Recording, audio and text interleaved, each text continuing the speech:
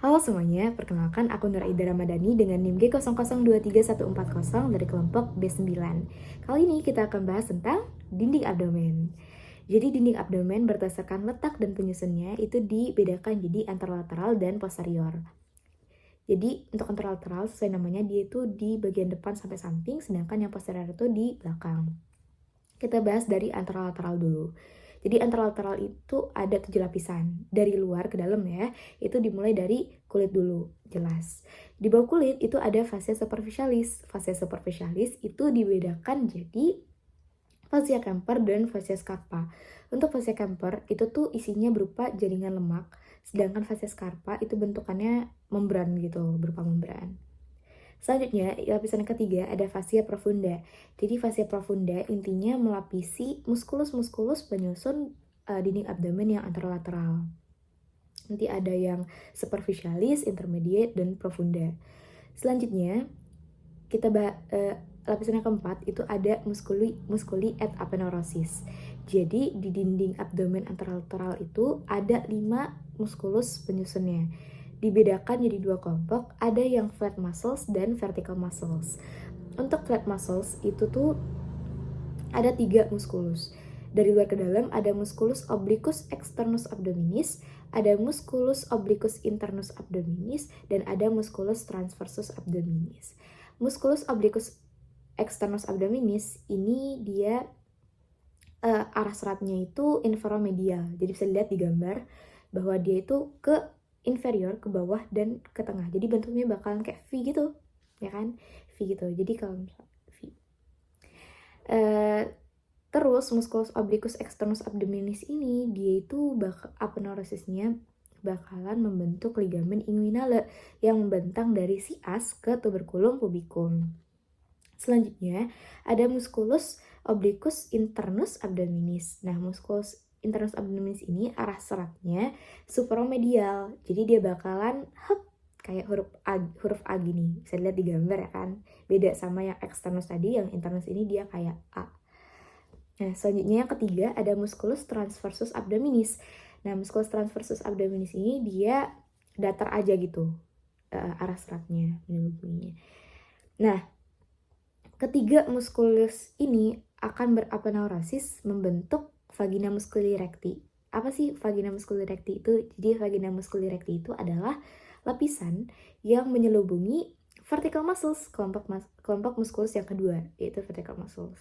Jadi, vertical muscles itu terdiri atas 2 otot. Ada musculus rectus abdominis dan musculus pyramidalis abdominis. Jadi, musculus rectus abdominis ini yang membentuk six pack, kotak-kotak gitu di perut kita. Nah, bisa dilihat di gambar ini kan, ada kotak-kotak ini. Ya, yang kotak-kotak ini dia kan arah seratnya vertikal kan. Nah, ini namanya musculus rectus abdominis. Sedangkan musculus pyramidalis abdominis itu yang kecil di bawah ini. Kecil di bawah ini yang merupakan lanjutan dari musculus rectus abdominis. Oke, selanjutnya kita lanjut ke lapisan yang ke-5. Jadi lapisan selanjutnya adalah fascia transversalis. Jadi fascia transversalis ini intinya dia memisahkan antara musculi et aponeurosis tadi sama fascia extraperitonealis. Apa sih fascia extraperitonealis? Nah, kita bahas. Selanjutnya lapisan ke-6 adalah fascia extraperitonealis yang merupakan jaringan lemak. Jadi fascia extraperitonealis ini bukan jaringan lemak yang kalau misal ke arah anterior itu tuh namanya preperitoneale, sedangkan kalau ke arah posterior itu namanya retroperitoneale. Ingat aja kalau pre berarti kan sebelum, duluan gitu, berarti di depan. Nah, kalau retro ya di belakang. Ini aneh. Oke, lanjut ke lapisan yang ketujuh, yaitu peritoneum parietale. Jadi peritoneum itu pada dasarnya itu dibedakan jadi 2. Ada peritoneum parietale sama peritoneum viscerale. Untuk lebih jelasnya akan dibahas nanti di belakang, di ujung. Tapi karena kita bahas tentang lapisan abdomen, kita bakal fokus ke peritoneum parietale. Jadi peritoneum parietale itu merupakan lapisan abdomen yang nempel atau melekat langsung sama dinding abdomen. Jadi Bedanya apa? Kalau yang visceral dia itu melekat langsung sama visceral atau organ-organ dalam. Nah, jadi karena peritoneum parietal ini nempel sama dinding abdomen langsung, dia itu menjadi bagian dari lapisan dinding abdomen. Kalau yang peritoneum visceral dia nggak masuk ke lapisan dinding abdomen karena dia langsung nempel ke visceral atau organ-organ dalam. Selanjutnya, kalau kita bahas tentang otot-otot, itu kan nggak lepas sama neurovaskularisasi kan. Nah, kita mulai dari inervasi dulu. Inervasi ini intinya untuk dinding anterolateral abdomen itu diinervasi sama nervis spinalis T7 sampai T12 plus yang spinalis lumbar 1 gitu. Kalau yang vaskularisasi itu tuh divaskularisasi untuk arteriosanya ya, itu oleh 4 arteri utama. Ada arteri thoracica interna, aorta, arteri iliaca externa, sama arteri femoralis. Nanti masing-masing akan bercabang jadi 2. Untuk arteri thoracica interna itu bercabang jadi arteri musculoprenica sama arteri epigastrika superior. Sedangkan kalau yang aorta itu bakalan bercabang jadi arteriole intercostale 10-11 dan arteri subcostale. Sedangkan arteri iliaca externa bakal bercabang jadi arteri epigastrika inferior dan arteri circumflexa ilium profunda. Sedangkan arteri femoralis bakal bercabang jadi arteri epigastrika superficialis dan arteri circumflexa ilium superficialis.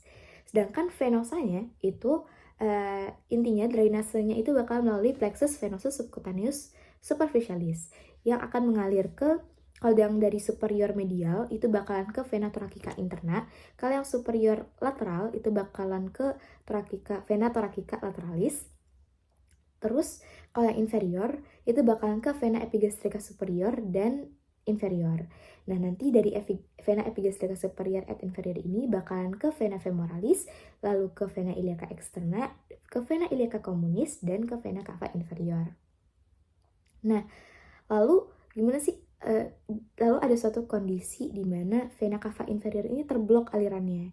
Tenang aja, dia bakalan ke jalan lainnya, ke rute lainnya. Dia bakalan dialirkan ke jantung itu lewat anastomosisnya, yaitu lewat vena thoracoepigastrika. Jadi nanti dari vena femoralis itu bakalan ke vena epigastrika superficialis, kemudian dia ke vena thoracoepigastrika, lalu ke vena axillaris, baru ke vena cava superior. Jadi instead of dia masuk ke vena cava inferior, dia masuk ke vena cava superior. Gitu. Oke. Setelah kita bahas yang anterolateral, kita bahas yang posterior. Jadi kalau yang posterior ini dia lapisannya lebih sedikit kelompoknya, tapi dia muskulusnya lebih banyak. Nah, apa aja sih dari luar ke dalam? Itu pertama ada kulit. Yang selanjutnya ada fascia superficialis dorsi, dan lapisan yang ketiga tuh ada musculus. Nah, muskulusnya ini dibagi jadi 4 kelompok, 4 lapisan lagi. Untuk lapisan pertama itu ada musculus latissimus dorsi. Untuk lapisan kedua itu ada musculus obliquus externus abdominis, sama kayak anterolateral, tapi dia juga ada musculus erector spinae, musculus longissimus dorsi, dan musculus serratus posterior inferior.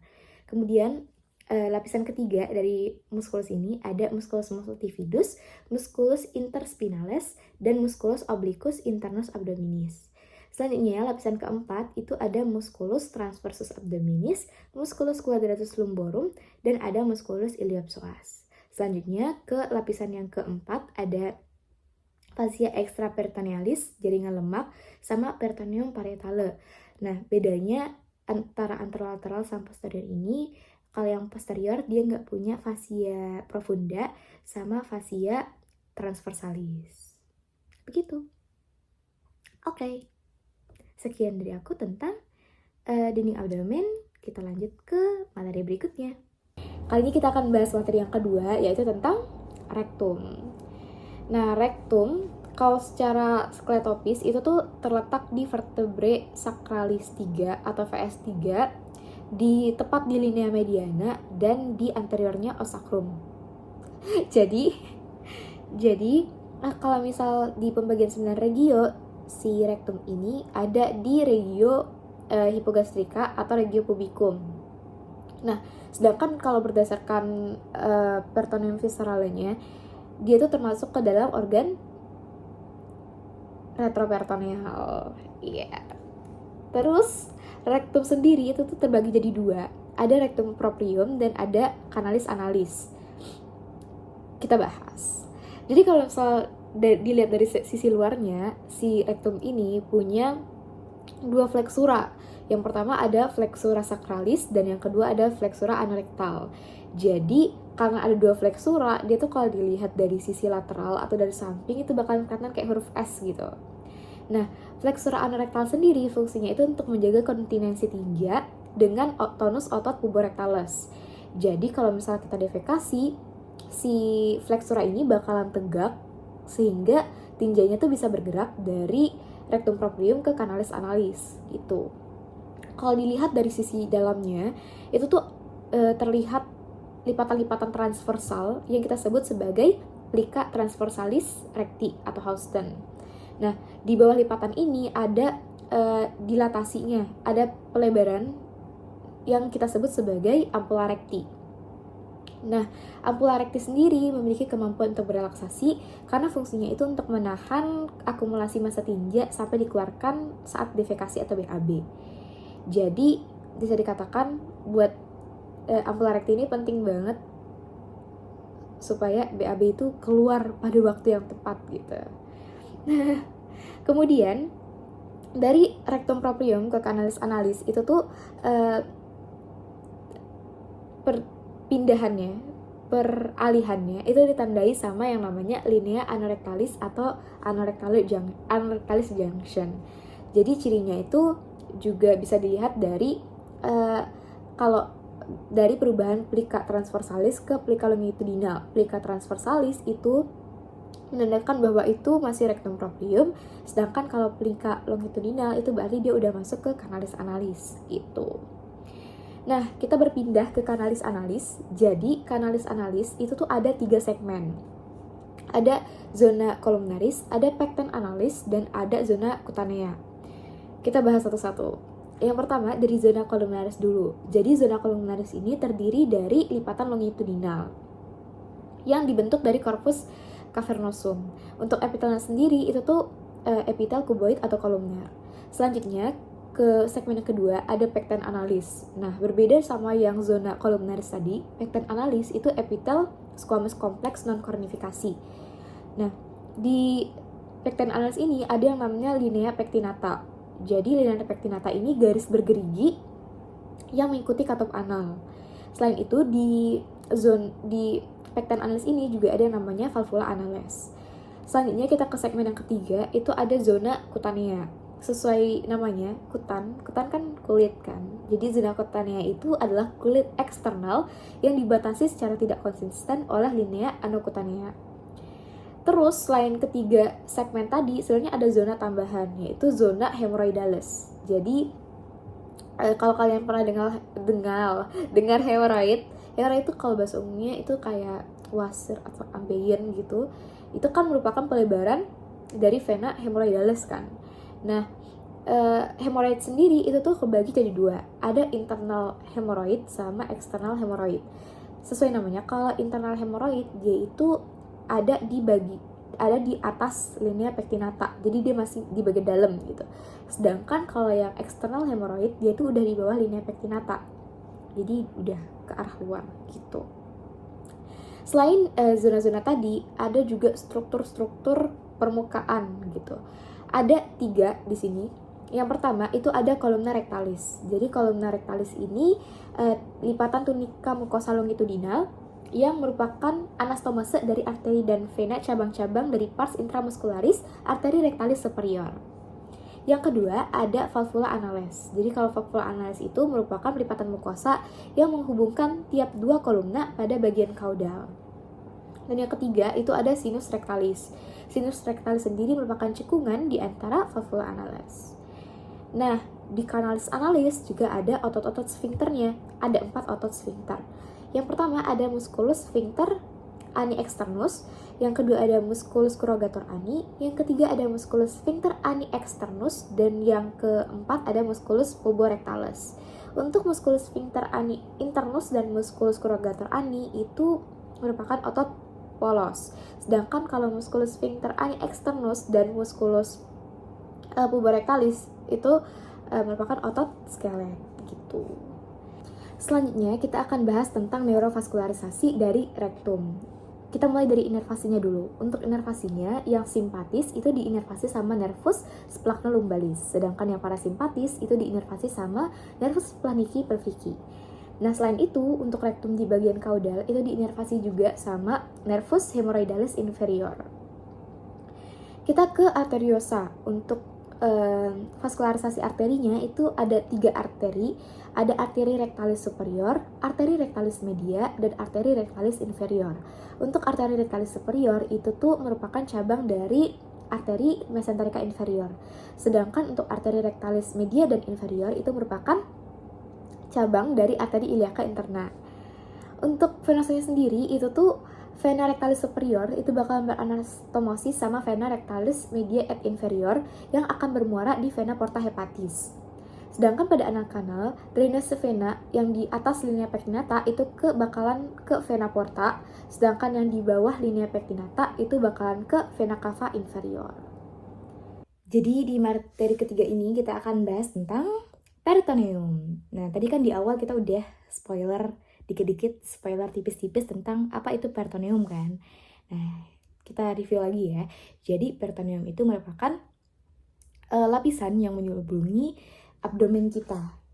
Jadi peritoneum itu bakalan dibedain menjadi 2. Ada yang peritoneum parietale dan peritoneum viscerale. Untuk peritoneum parietale itu tuh dia menempel atau melekat langsung sama dinding abdomen kita, sehingga dia menjadi bagian dari lapisan dinding abdomen. Sedangkan untuk yang peritoneum viscerale, dia itu menempel atau melekat langsung sama visceral atau organ dalam abdomen kita, sehingga dia nggak termasuk ke dalam lapisan penyusun abdomen, dinding abdomen. Nah, peritoneum visceral ini dia bakalan melapisi organ itu baik keseluruhannya atau sebagian aja gitu.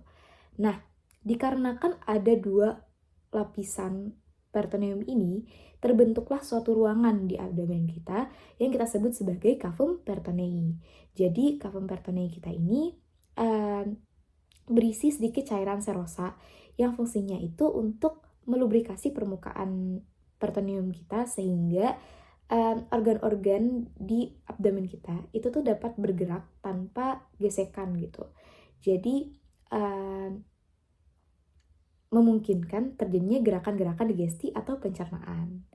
Begitu. Nah, di dalam perkembangan embrional, terjadi perputaran organ digestif kita, sehingga cavum peritonei yang awalnya satu kesatuan itu tuh terbagi jadi 2. Jadi cavum peritonei mayor dan cavum peritonei minor. Ini bisa dilihat di gambar di sini. Ada cavum peritonei mayor, sesuai namanya dia yang gede dan luas ini. Sedangkan cavum peritonei minor itu dia lebih kecil ini. Nah, gitu. Terus mereka ini akan dihubungkan sama suatu lubang yang namanya itu foramen epipleika Winslowi. Jadi foramen epipleika Winslowi itu adalah lubang penghubung antara cavum peritonei mayor dan cavum peritonei minor. Oke. Tadi kan kita udah tahu kan bahwa peritoneum viscerale itu bakalan melapisi visceral kita baik keseluruhan, seluruh permukaannya maupun sebagian dari organ tersebut gitu. Nah, oleh karena itu berdasarkan peritoneum visceralenya, organ-organ di perut kita, di abdomen kita itu dibagi jadi 2 kelompok. Ada yang viscera retroperitoneale dan ada viscera yang intraperitoneale. Apa sih bedanya? Untuk viscera retroperitoneale, dia itu hanya dilapisi oleh sebagian dari peritoneum viscerale. Jadi permukaan visceralnya itu nggak seluruhnya ditutupi sama peritoneum gitu. Sedangkan untuk yang viscera intraperitoneale, dia seluruh permukaan organnya itu dilapisi sama peritoneum. Nah, cara mengingatnya, untuk yang viscera retroperitoneale itu tuh dapat disingkat sebagai Sedtaker. SAD PUCKER.